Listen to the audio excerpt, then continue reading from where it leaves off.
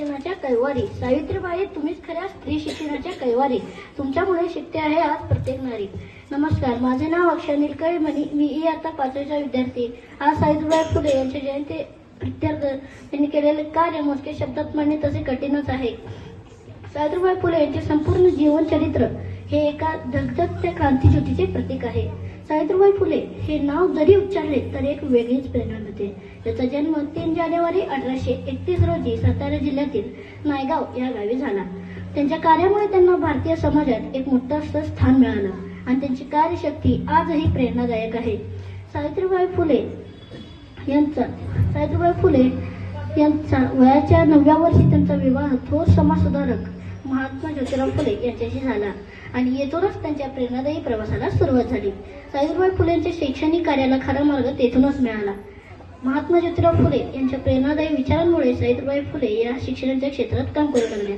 सावित्रीबाई फुले या शिक्षण संबंधी कार्याची सुरुवात 1848 मध्ये पुण्यातील बालिका विद्यालयाची स्थापना करून झाली.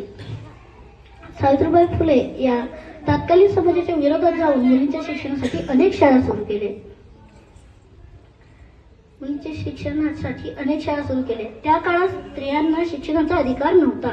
त्यामुळे या प्रतिकूल परिस्थितीत स्त्रियांना शिक्षण देण्यासाठी आणि त्यांचा मानसिक विकास करण्यासाठी सावित्रीबाई फुले यांनी कठोर परिश्रम घेतले.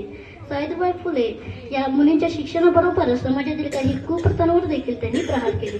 त्यांची सर्वात मोठी कामगिरी म्हणजे विधवा पुनर्विवाह आणि स्त्री शिक्षण यासाठी दिलेले योगदान. दुर्दैवाने 10 मार्च 1897 रोजी ज्ञानज्योती सावित्रीबाई फुले यांचे प्लेग रुग्णांची सेवा करीत असताना निधन झाले. जाता जाता मी एक कविता सादर करणार आहे, ते तुम्ही शांततेने ऐकून घ्यावी अशी माझी नम्र विनंती. अज्ञानाचा काळोख होता जळमट अडाणीपणाची. अज्ञानाचा काळोख होता जळमट अडाणीपणाची. व्यथा निराळीच होती स्त्रियांच्या जीवनाची. व्यथा निराळीच होती स्त्रियांच्या जीवनाची. उद्धार त्यांचा करन्मा अनुरूहीचे तोडण्या बंद पाश. एक क्रांतीज्योत पेटली करण्या अन्यायाचा विनाश. शेणगोळ्याचे वार झेलले वेदनेतही आनंद म्हणला.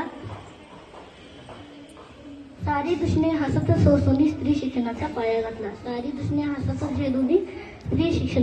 घातला. जय हिंद.